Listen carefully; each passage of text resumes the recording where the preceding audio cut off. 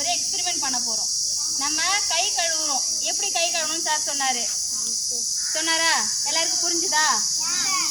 Okay. இப்போ சாதாரணமா தண்ணியில கையை கழுவுனா என்ன ஆகும், சோப்பு தண்ணியில கையை கழுவுனா என்ன ஆகும் அப்படின்னு சொல்லிட்டு மிஸ்ஸு உங்களுக்கு எல்லாருக்கும் காமிக்க போறேன். இப்போ தட்டில் நான் ஒரு தண்ணி ஊற்றிட்டேன், பாத்திரத்தில் தண்ணி ஊற்றி அது மேலே என்ன போட்டிருக்கேன், பெப்பர் மிளகுத்தூள் போட்டு வச்சிருக்கேன். இப்போ அதை நம்ம என்ன பண்ணணும், மிளகுத்தூள் கிடையாது, அது என்னது, கிருமி அழுக்கு, அது அழுக்கு கிருமி தண்ணி. இப்போ ஒரு கப்பில் சாதாரண தண்ணி வச்சிருக்கேன், இன்னொரு தண்ணியில் சோப்பு தண்ணி.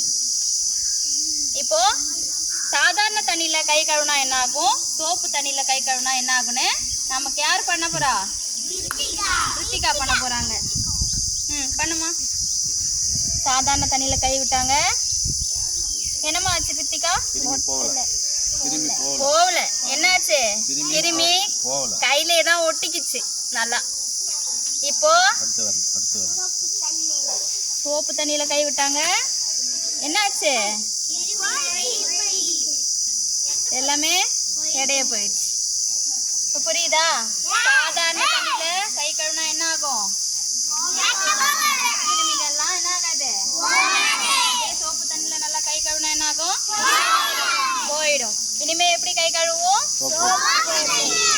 Very good, thank you.